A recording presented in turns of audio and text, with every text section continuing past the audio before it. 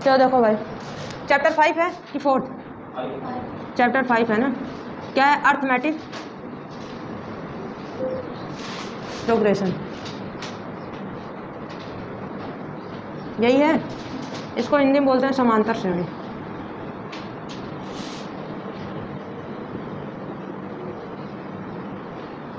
समझ में आ रहा है ना? ये जो अर्थमेटिक प्रोग्रेशन होता है ना भाई, ये सीक्वेंस होता है। क्या होता है? सीक्वेंस। तो अर्थमेटिक प्रोग्रेशन अगर हम लिखे तो ये इट इज अ, आ जाओ बेटा, क्या होगा?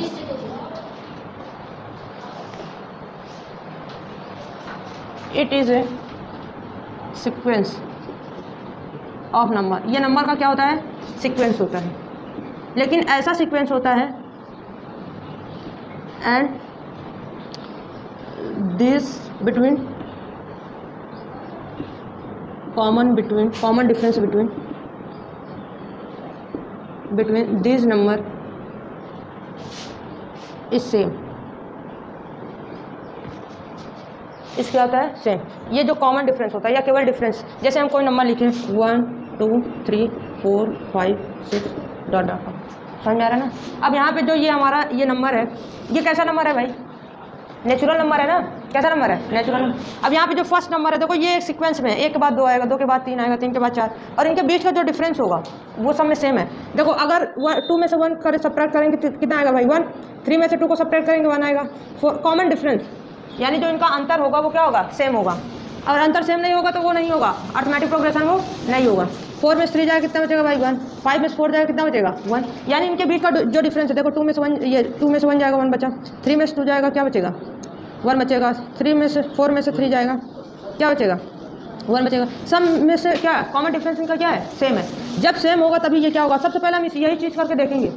कभी कभी रिकॉग्नाइज करने के लिए देता है, पहचानने के लिए देता है, समझ में आ रहा है ना? जब पहचाने तो उनको क्या निकालेंगे हम लोग? Common difference. और ये जो कॉमन डिफरेंस होता है इसको डी से रिप्रेजेंट करते हैं। किससे रिप्रेजेंट करते हैं? डी से। बात समझ में आ रही ना? अच्छा देखो, ये जो अर्थमेटिक प्रोग्रेशन होता है ये 2 टाइप का होता है। कितने टाइप का? 2 टाइप। ये एक होता है फाइनाइट अर्थमेटिक प्रोग्रेशन और एक होता है इनफाइनाइट अर्थमेटिक प्रोग्रेशन। देखो अब यहाँ पे कितने टर्म है भाई? ये जो नंबर है, एक ये फर्स्ट टर्म हो गया, ये सेकंड टर्म हो गया, ये थर्ड टर्म हो गया, 4 6, ऐसे जाते जाएंगे कहाँ तक? इनफाइनाइट टर्म तक। समझ में आ रहा है ना? देखो अब जिस ये अर्थमेटिक प्रोग्रेशन में अगर उसमें क्या हो, रख दो बेटा, थैंक यू। जिस अर्थमेटिक प्रोग्रेशन में क्या हो, साइकिल ना हो तो लेते जाओ, आते टाइम लेते आना। जिस अर्थमेटिक प्रोग्रेशन में अगर नंबर ऑफ टर्म्स क्या हो? लिमिटेड हो, यानी फाइनाइट हो, जिसको हम काउंट कर सकते हैं, तो हमारे क्या होंगे? Finite arithmetic progression. लेकिन अगर जिसमें काउंट ना कर सके वो क्या हो जाएगा? इनफाइनाइट। जैसे हम लिख दिए 2 4 6 8, कितने नंबर है भाई इसमें? 4 है, तो इसको काउंट कर सकते हैं ना। अब यहीं पे यही डॉट डॉट करके लिख देते तो यहाँ पे क्या होता? आ जाओ भैया, कल लेट से आते हो भाई? ऐसे ही होता है। तो यहाँ पे देखो, अगर हम यहाँ 4 टर्म है ना, तो इस 4 टर्म को हम काउंट कर सकते हैं, तो ये कैसा अर्थमेटिक प्रोग्रेशन होगा? फाइनाइट। कैसा होगा भाई? फाइनाइट। अगर यही डॉट डॉट करके इनफाइनाइट कर देते तो इसको हम काउंट कर सकते थे क्या? बहुत सारे होते, तो ये क्या हो जाता है? इनफाइनाइट होते हैं। देखो ये जो 5th चैप्टर है समांतर श्रेणी, समझ में आ रहा है? 5th चैप्टर यही है ना, बुक लाए हो? चलो, तो ये क्या होता है? सीक्वेंस है कि नहीं भाई? देखो इनके बीच का जो डिफरेंस है वो भी सेम है कि नहीं? 4 में से 2 जाएगा कितना बचेगा? 2। 6 में से 4 जाएगा कितना बचेगा? 2। 8 में से 6 जाएगा 2। यानी जो डिफरेंस होना चाहिए वो भी क्या होना चाहिए? सेम। समझ में आ रहा है ना? अब देखो, अब इसमें पूछा क्या जाता है, इसमें जो क्वेश्चंस आते हैं ना वो आता है क्या? नंबर ऑफ टर्म्स फाइंड करने के लिए, नंबर ऑफ टर्म्स, या करके आता है वैल्यू ऑफ n।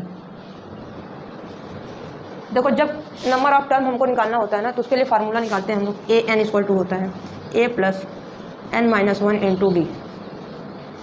अब मेरी बात ध्यान से समझना, यहाँ पे हम क्या बताएं, जो d होता है वो क्या होता है? हमारा कॉमन डिफरेंस। क्या होता है? Common difference. अच्छा इतना करो तब तुम लोग को थोड़ा सा उस चीज़ के बारे में बताएं।